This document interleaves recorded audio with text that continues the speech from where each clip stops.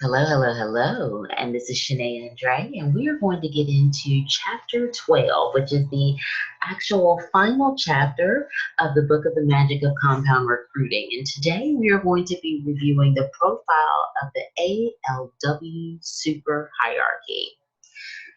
The great apes. So the great apes are among the most intriguing animals on the earth. They're a rare species that exist only in the secluded rainforest area of Africa. Several years ago, they were in danger of becoming extinct. And so the author uses this example as a way to illustrate the creation of super hierarchies. Recently, during the time of this book, they began having sightings in various states in the United States. So building strong your first generation. Top recruiters are built wide and maintain strong base shops or your team. A key point of this is not just letting people sign up, but also developing them according to a standard of excellence that enables the newly promoted person to lead a team by themselves. So there are 10 keys to that. Attitude, which you want to make sure remains positive. Income, so making sure you have a cash flow per month. That also keeps you encouraged in your business.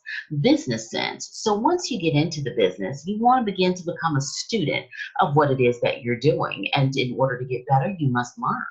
Quality business, strong concepts of business. Become a strong builder. So you want to make sure that your strength is now allowing you not to just be strong alone, but to begin building those people on your team and making them capable as well. Possibly an office and moving out and out of your upline base, so you're allowing your team to grow. The hiring of a secretary or somebody that can handle the administrative purposes within your team. Set aside 1 year's rent in cash, so savings, and that is an amazing moment when you're able to put those finances off to the side. And then, of course, remaining strong and being able to build your team to a level where you can step back and they are able to replace the effort that you do so that you can go and build in another area. And then finally, motivation and communication. To be a good leader, you have to be good at motivating.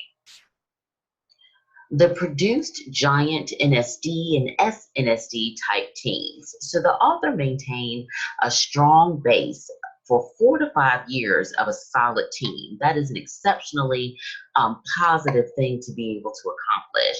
The author's recommendation is that you make a commitment today to run a big team for possibly 10 years or more. And making that kind of a commitment and everything that you want will come from a commitment of that type of a level.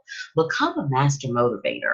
Master motivators have a art of motivation to large groups of people at all levels. Also, a master of the art of personal letters. I cannot tell you how wonderful and touching it is to receive a letter that is personally written by someone. That's an art that's no longer there. Also, communication through newsletters, monthly leaders, bulletins, and conference calls. Constant personal motivation.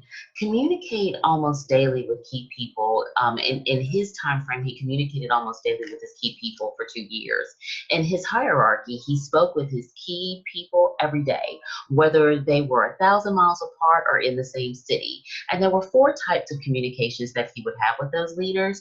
The first is motivation. The second is encouragement. And then good news. So what's happening with the team based off of the efforts that they're putting out. And then know-how, additional training information that might motivate not only his leaders, but also their teams to be strong.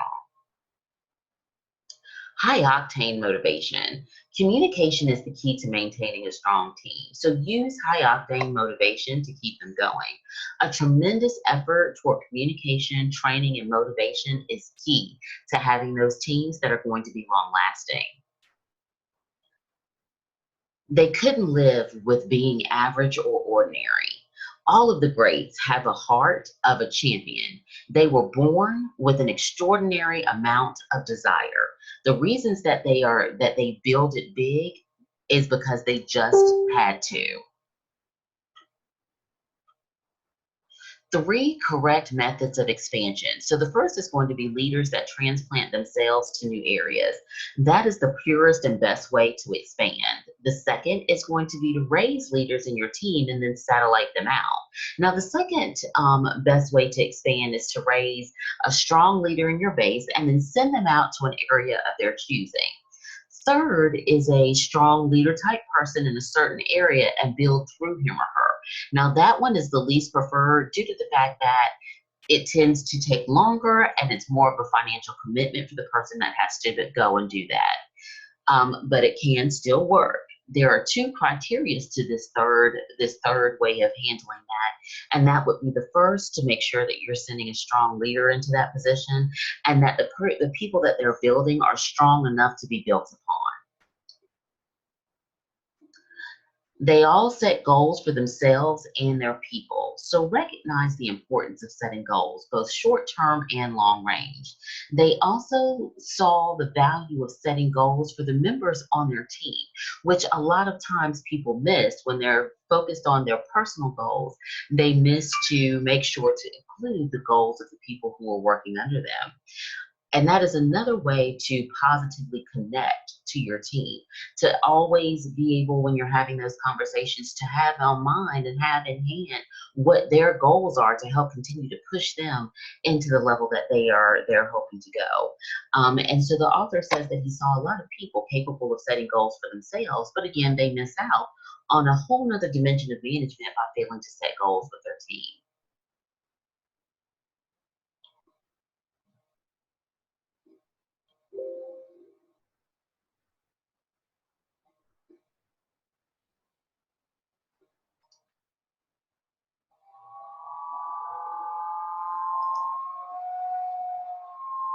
And so finally, the building principle.